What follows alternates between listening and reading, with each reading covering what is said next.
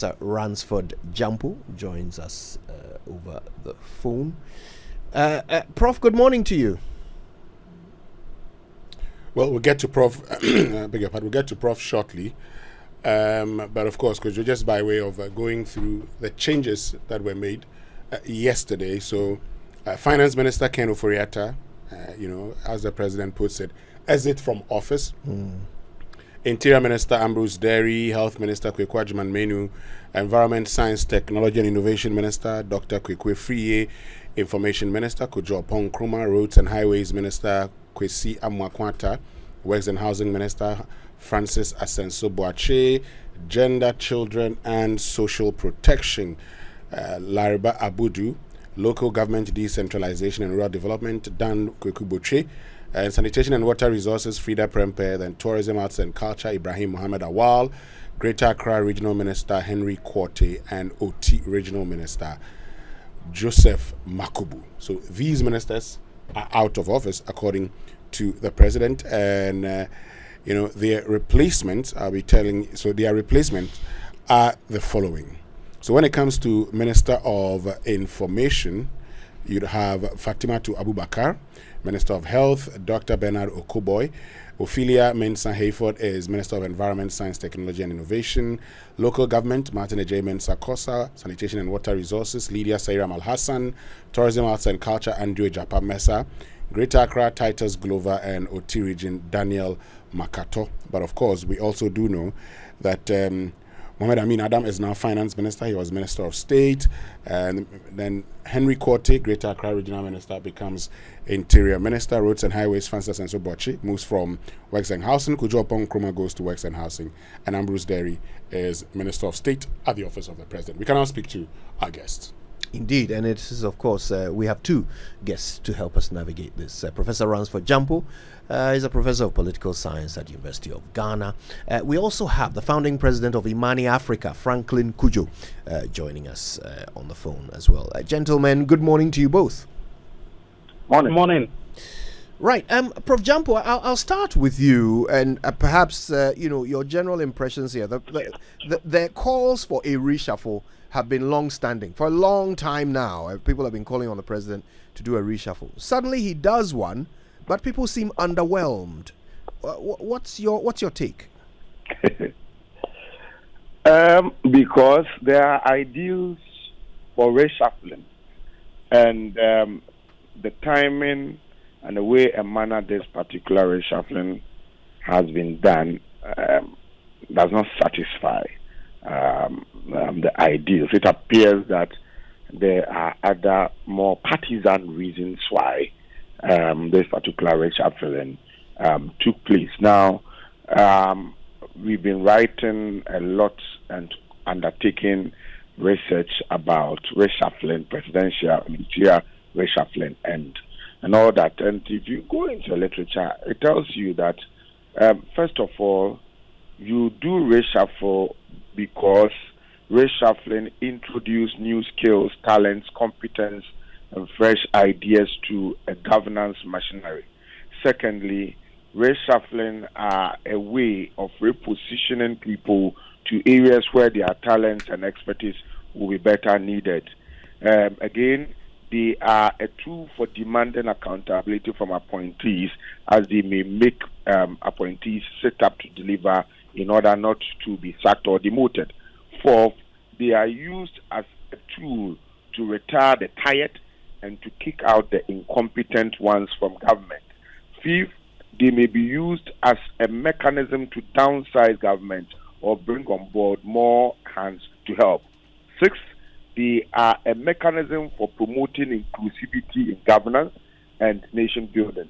Even last but not the least, they are also a way to assert the control of the appointing authority over his appointees. Right. So, given its importance, reshuffling may or must be undertaken periodically in developing democracies. It must, however, be noted that frequent reshuffles aren't helpful, as it erodes institutional memory and undermines the need to build experience in carrying out the tasks of governance. But also, refusing to reshuffle or delaying delaying for a long time for the calls for reshuffling, as our current president has done, is also dangerous as it perpetuates incompetence, promotes complacency, and deny a developing country like Ghana of access to its limited human resource base that must be tapped for national development. So, in my mind, the periodization of reshuffling is more important than its frequency. This explains why successive governments in the Fourth Republic of Ghana periodically reshuffled. The only government that appeared to have no appreciation of the idea and ideals of reshuffling, as far as I'm concerned, is the current one headed by President Akufo-Addo. The president may have his own reasons for not paying heed to the calls for reshuffling, but to my mind, I do not think such reasons can torpedo the ideals of periodic reshuffling. And so the calls for reshuffling have been also, if you, as you may be aware, these calls have been cross-partisan and incessant. From the ruling party itself, there were calls, or there have been calls and even demonstrations. From the opposition, there have been same calls, and from academia and civil society, there have been several calls which I can describe as tremendous. But these have been ignored with ignominy. But to be fair, this isn't the only call that has been ignored. There are several calls have also fallen on deaf ears of the president. We can, for instance, talk about the president's refusal to listen to many calls for him to leave Domelevo alone until he was given the red card by the Supreme Court.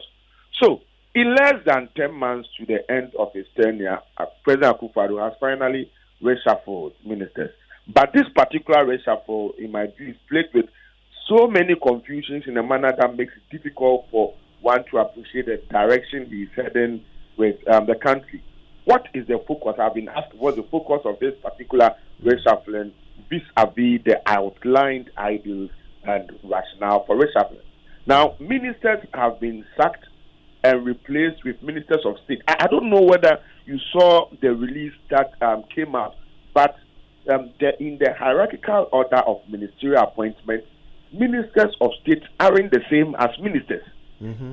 The ministers of state come in between ministers and deputy ministers. Mm-hmm. So, but in the current arrangement, a minister has been sacked, but he's been replaced with a minister of state. Take the removal of Ofori-Atta, for example. Right. He's a substantive minister, but in his place, you check the designation.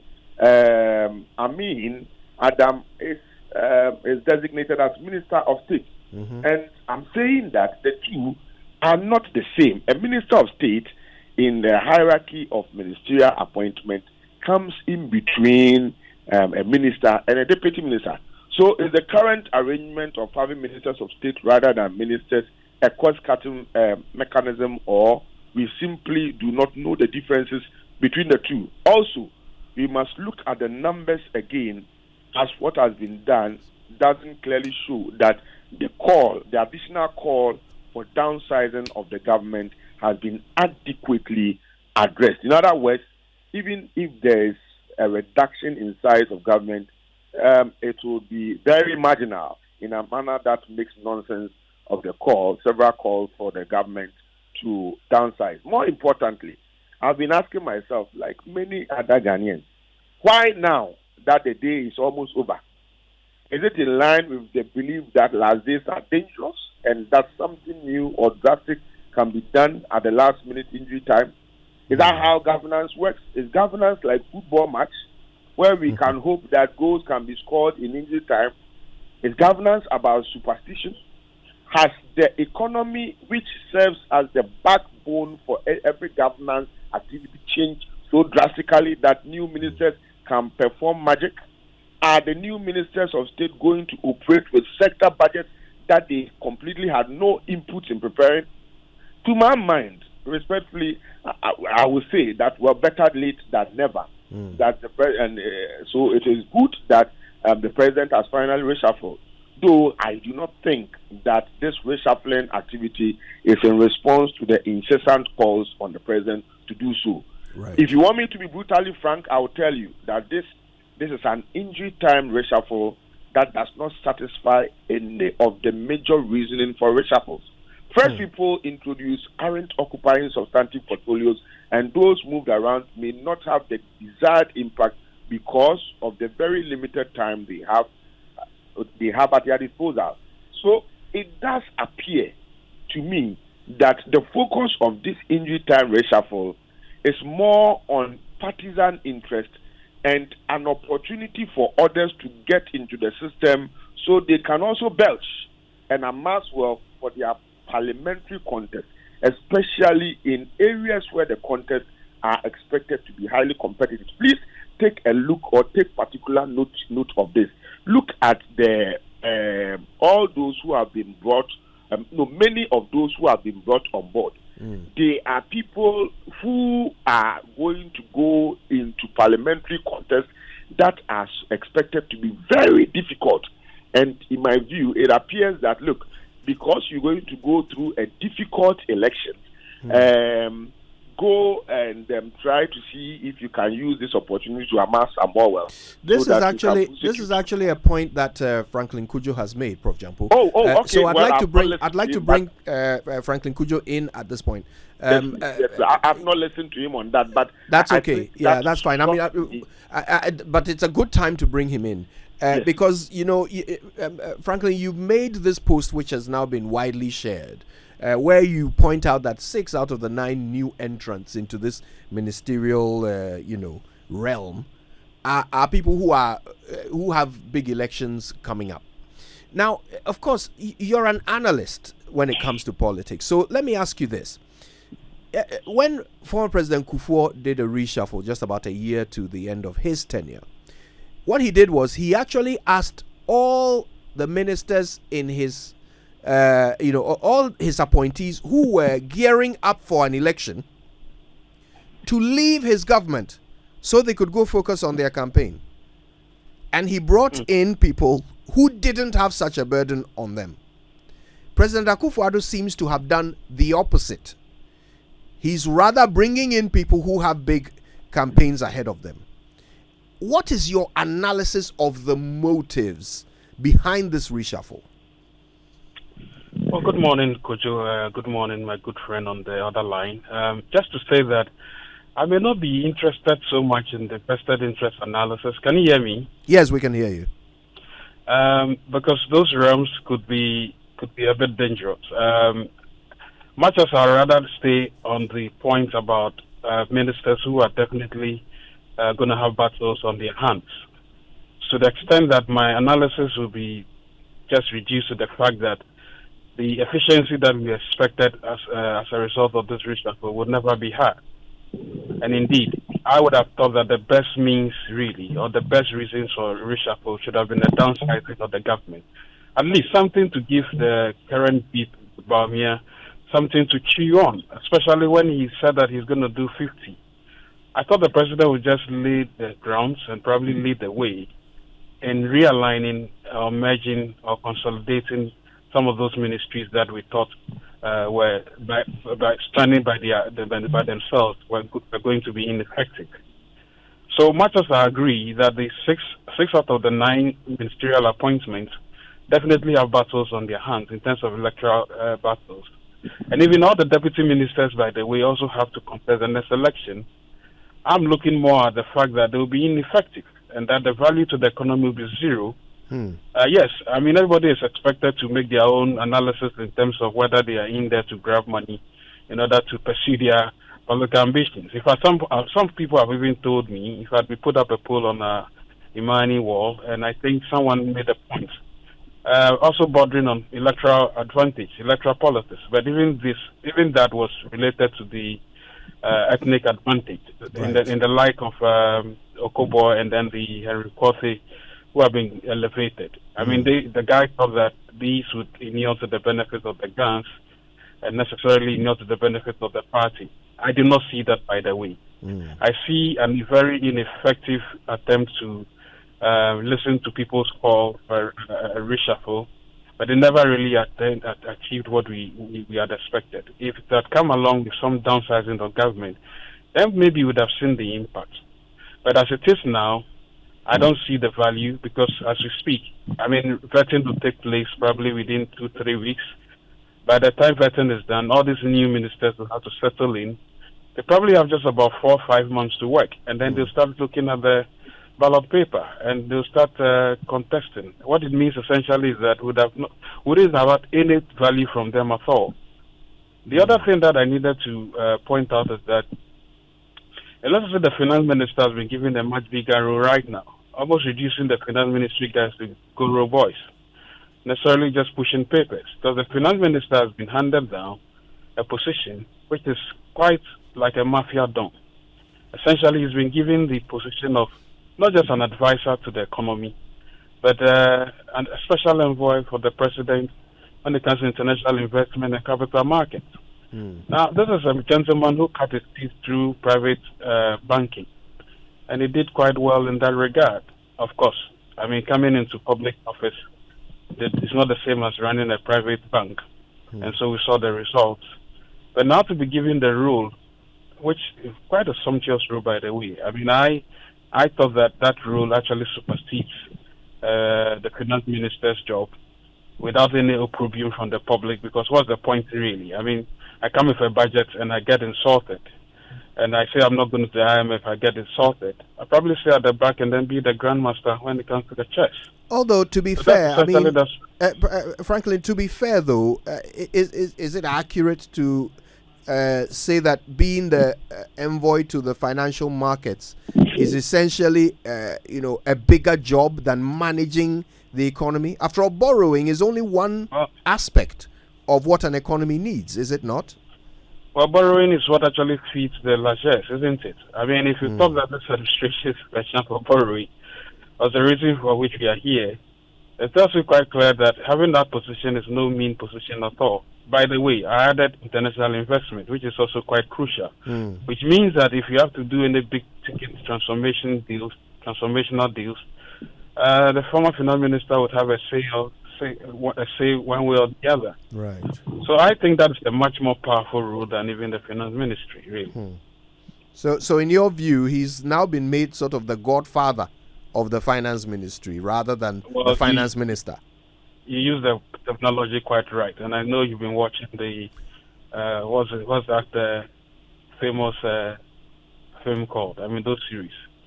Yeah, The Sopranos, The Godfather. Yeah, The Godfather. Yeah, the Italian inspired mafia series. Right. Interesting analogy there. Now, let's get specific. Prof. Gyampo, let's look at some of the specific appointments and disappointments, if you will. The finance minister, there had been calls for him to go for such a long time. Nobody seems disappointed that he's left. But there are others that are quite interesting. For example, the information minister, he's been moved. The interior minister has been removed. What would your analysis be of the reasons that the president might have for making changes in these particular ministries? Well, you're saying people are not disappointed that the finance minister is being kicked out, but I'm disappointed.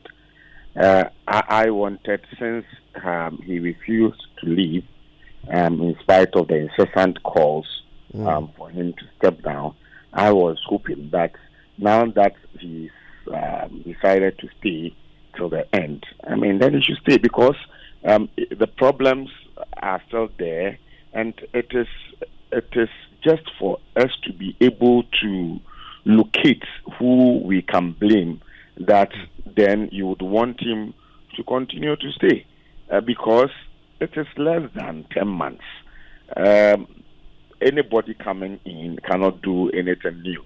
And so, then given that he's also been given a more glorified and important role in managing the economy, I thought then he's not even gone. So he should have been made to stay. you are talking about Henry Korte being brought to Interior. I think Henry Korte was also with National Security before he was brought in as Greater Accra Regional Minister. And as the President himself said, when he reshuffled him from National Security to Greater Accra Regional to be the Minister for Greater Accra, Korte didn't like it so much.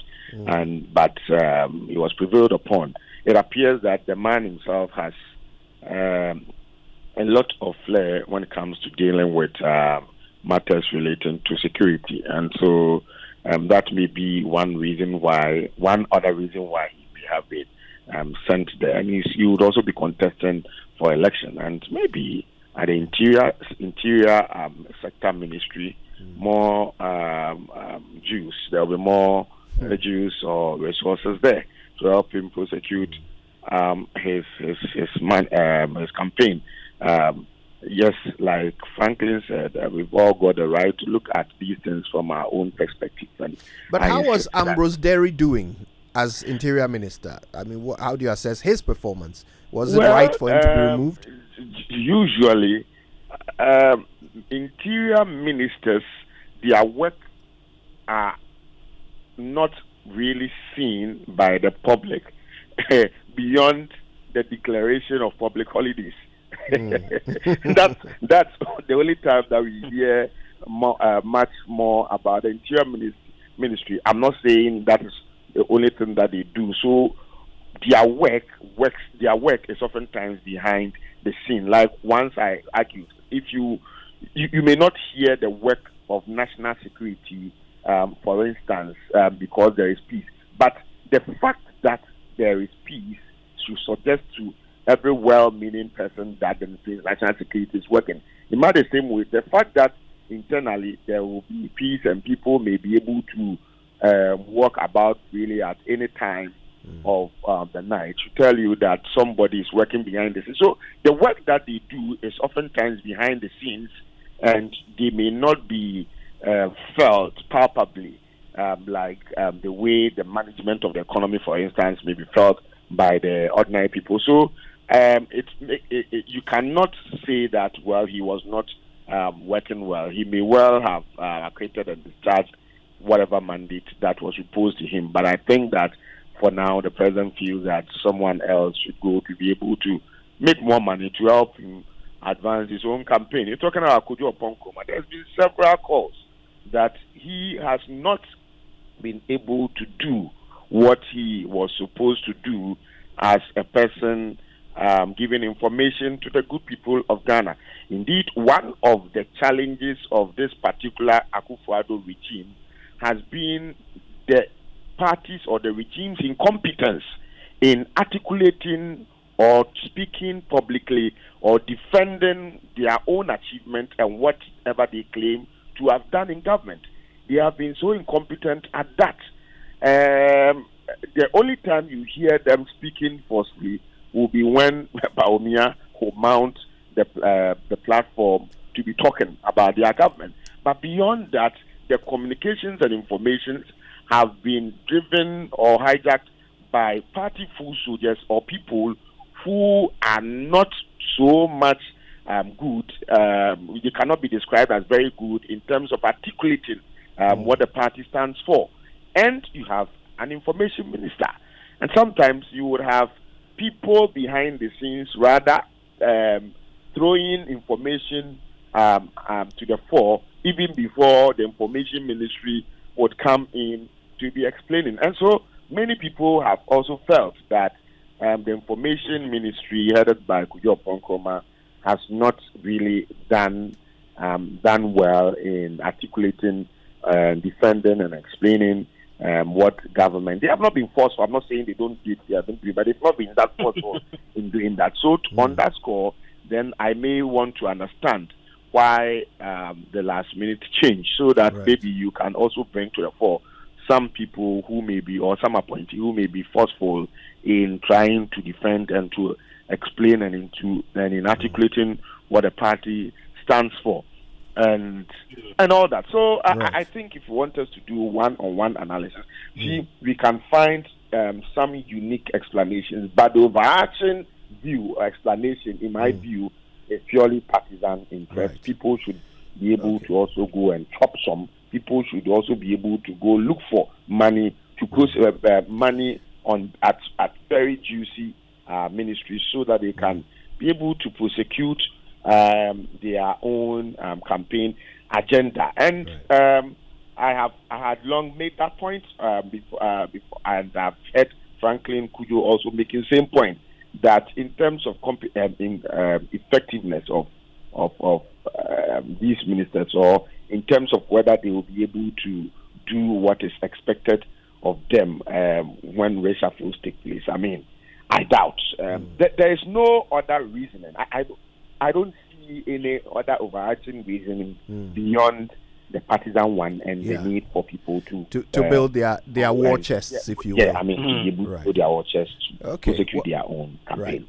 Okay, if you just joined us, we've been talking to Professor Ransford, Gyampo, and Franklin Cudjoe. We're assessing the president's choices in this reshuffle. We've already learned Prof. Gyampo certainly believes that this is just a matter of placing people in a position to gain some money for upcoming campaigns. Franklin Cudjoe believes that the efficiency that we are expecting will never be achieved from this reshuffle. He says, in fact, the value of the deputy ministers on the economy will be absolutely zero, and he thinks the finance minister has been elevated to an even more influential position. Franklin, maybe I'll come to you now as we continue with some of the specifics.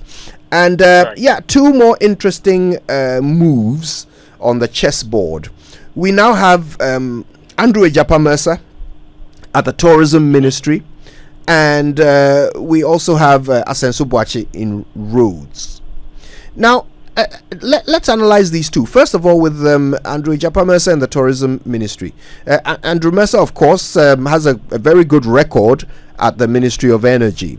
But Dr. Awal, who has been removed from the Tourism Ministry, one might argue also had a very good record there with the year of return and the other strides that have been made in the tourism sector. How do you analyze this particular substitution by the president? Before I go on to answering that, let me just say one thing with regard to the last question you asked about Oppong Nkrumah. Professor Gyampo, I did not really think Oppong Nkrumah wanted to be a spin master for this government at all. And to think that the government had so many communication consultants or communication spokespersons between the presidency and the information ministry, you had close to about 14 assistants. And sometimes it's very difficult to determine who is really in charge. And so I thought that Cudjoe Nkrumah probably was not interested in the spin master. And so maybe he's been given another role. Some say that it's even to take him away from the public because is probably missing his presidential ambition. These are things people are saying. I do not know why they are saying that. I'm only just bringing that to the fore. It may be a needless gossip, but I thought I should throw that in there. But the point really is that I don't think Oppong Nkrumah was going to be a spin master. He only communicates what really must have happened. With regards to the gentleman who has been retired to the Jubilee House, the Interior Minister, I think Justin Kodia himself said that some of these ministers he thinks are tired, and so maybe it's tired. Except, of course, that he's been reassigned at the Jubilee House, so we don't know what he's going to do. To the substantive question, I think Ejapa-Mercer himself probably has said, and I think I heard him on another sister network, suggests that his appointment possibly looks like just for the sake of regional balance, and also because he's probably good at what he's done already at the Energy Ministry, so he's quite versatile.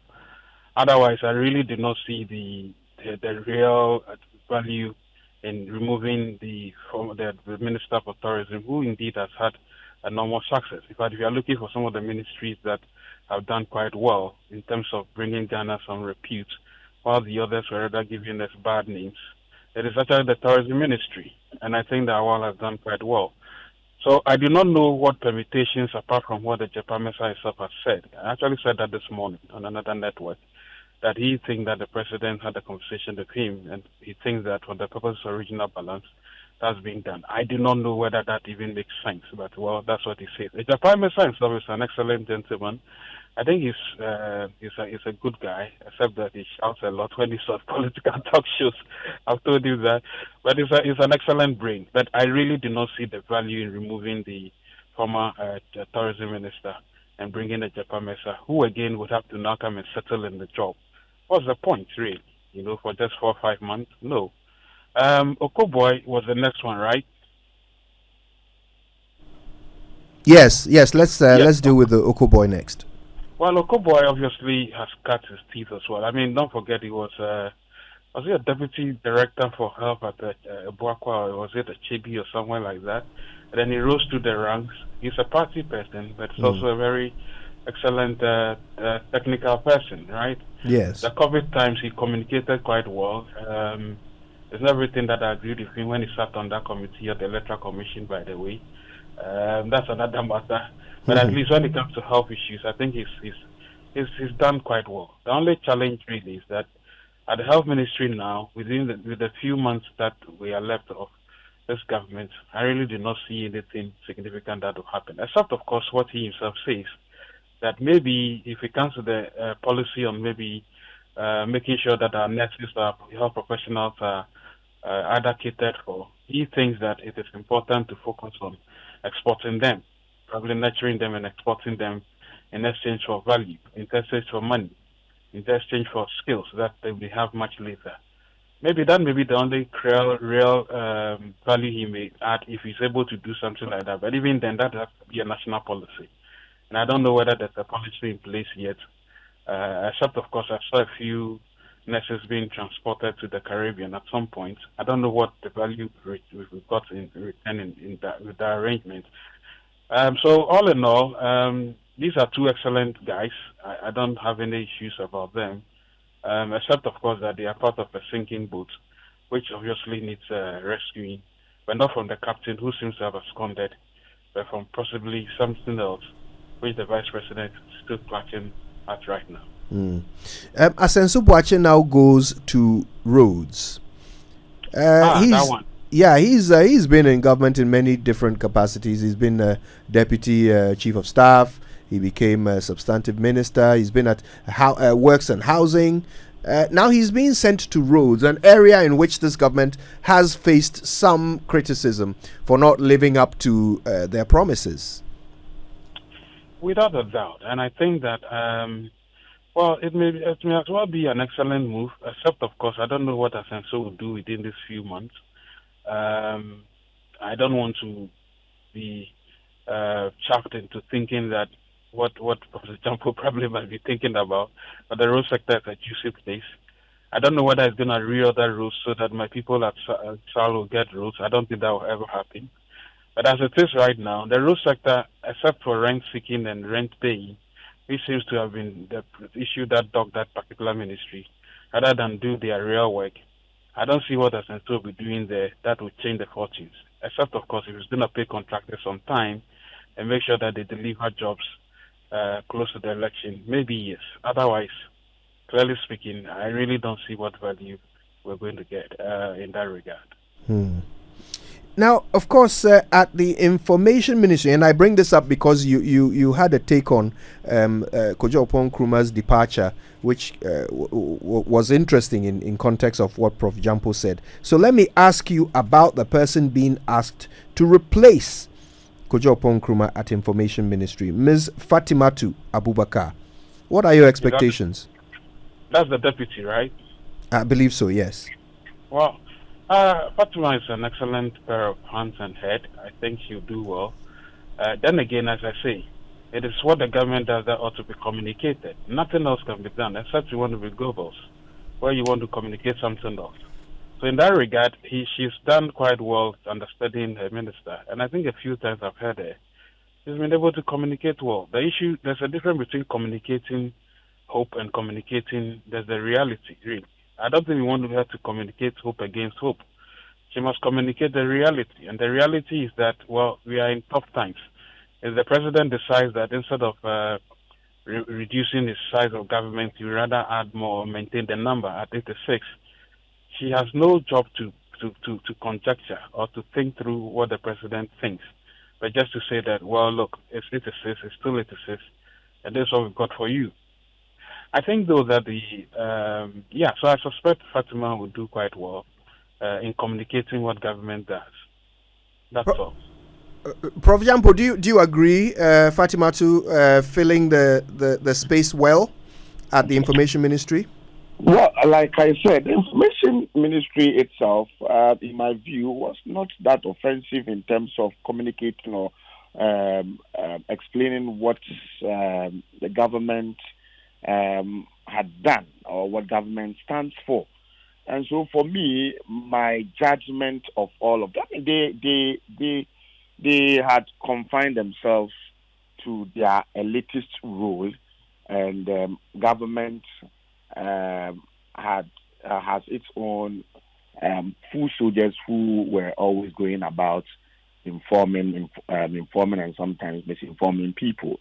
And I think that if I compare the Information Ministry now to the previous information ministries or the information ministers and their deputies to the previous ones, then I would say that the previous ones were more forceful, proactive, and always loud and always wanting to be heard than the ones that we have. And so on that score, I think that in rating them, I think that they didn't stand out quite clearly. And in response to what Franklin just said about my comments on Cudjoe, I want to say that there is a difference between what one doesn't want to do and what one is expected to do, especially when it comes to communicating and defending what government has done. I think Cudjoe, I have a lot of respect for him. He's a gentleman, and we know the role he was playing. He was playing, I think, your role now. The role he was playing at multimedia. But I think that in terms of being out there on behalf of the government, I think he didn't measure up to the expectations of people, particularly those around the government in his job. For example, can I jump in?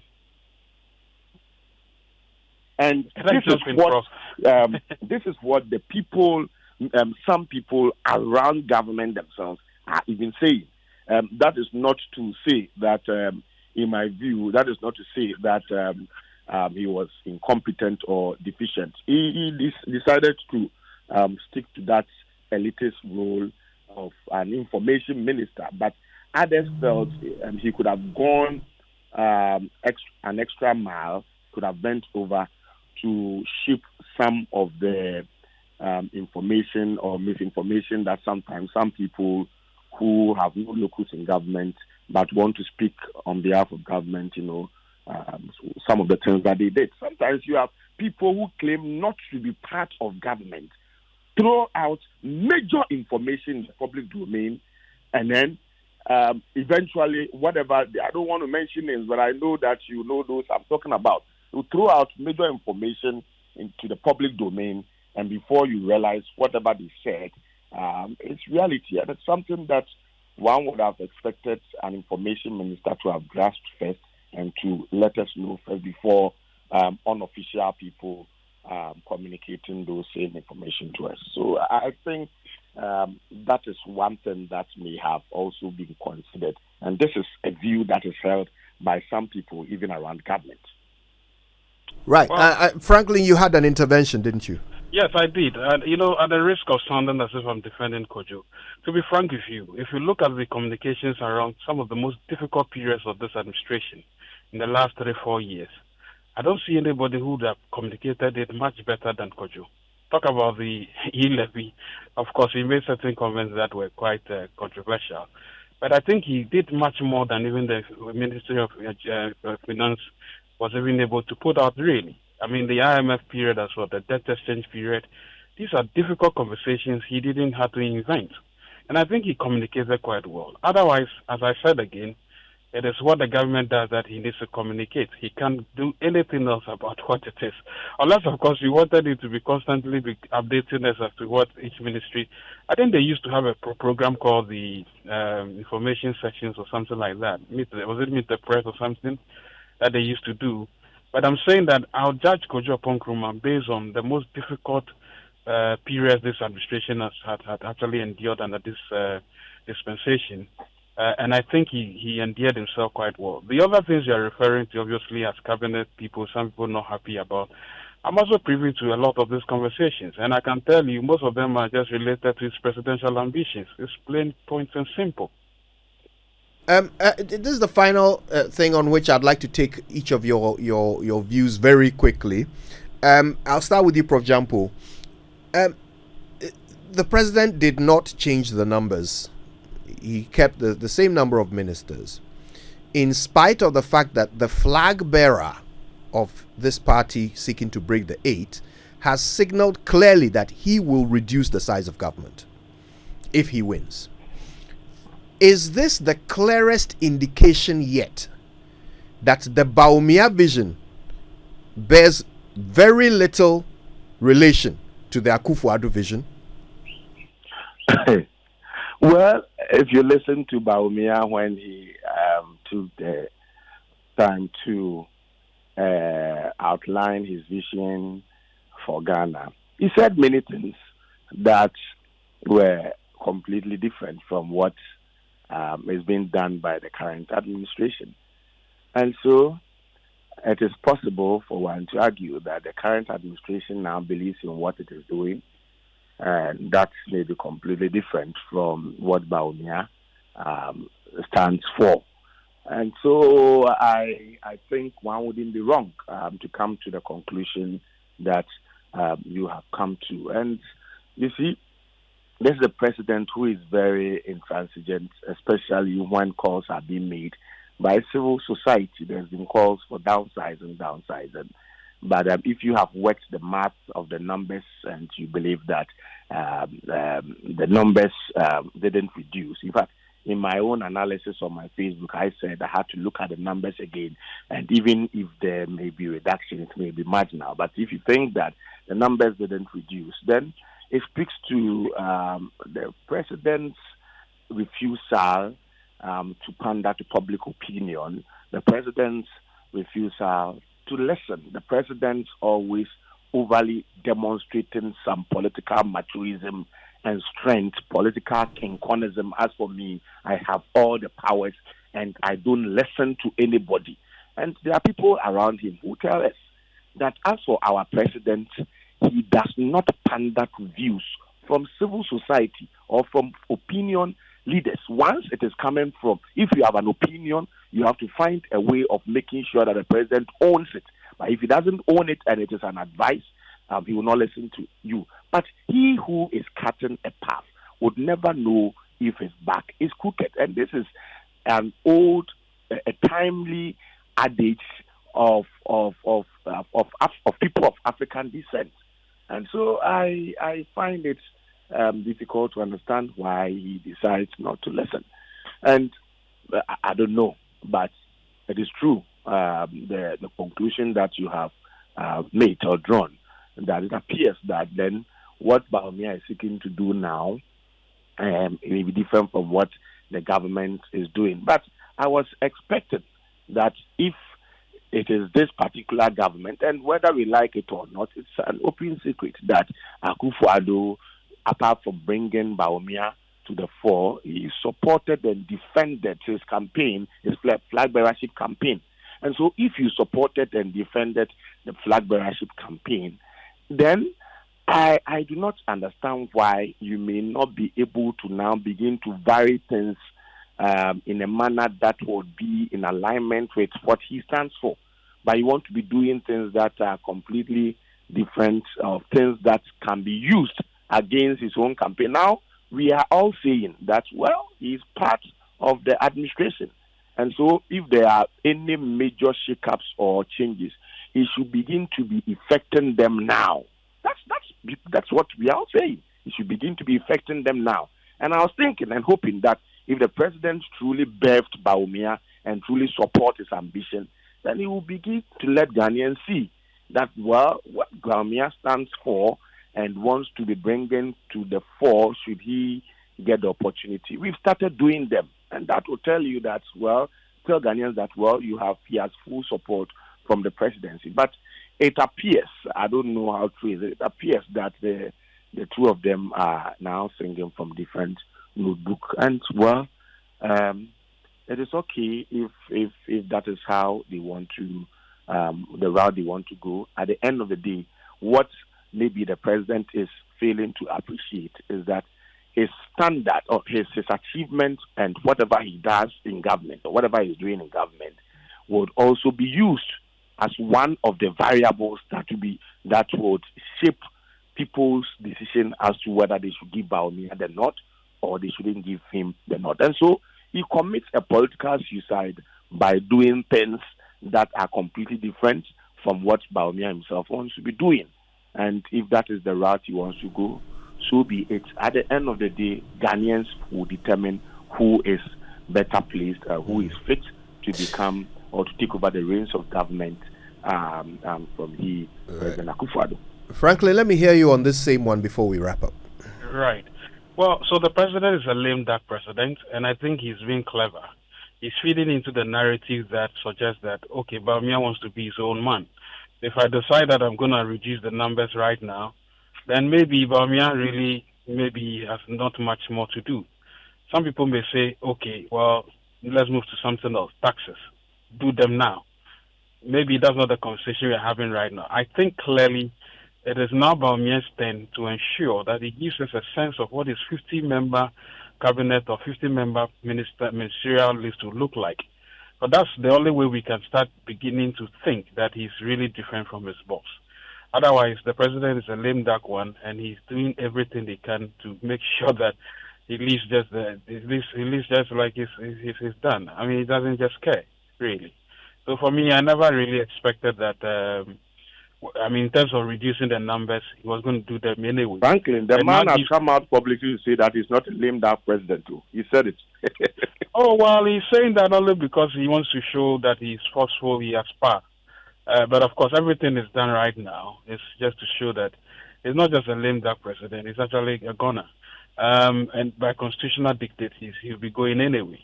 The only issue is that on this particular one, I think he's been quite clever.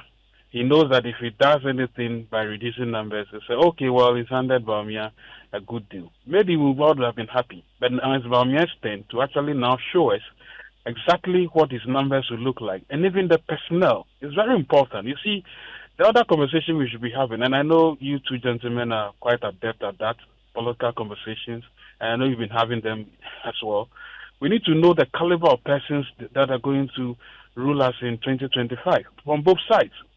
Because the things we've heard before concerning personnel, it's not just about numbers, but the quality of the thinking and the innovation they will be allowed to also probably engage in as well. If we don't get a sense of that, merely saying our reduced numbers actually doesn't cut it.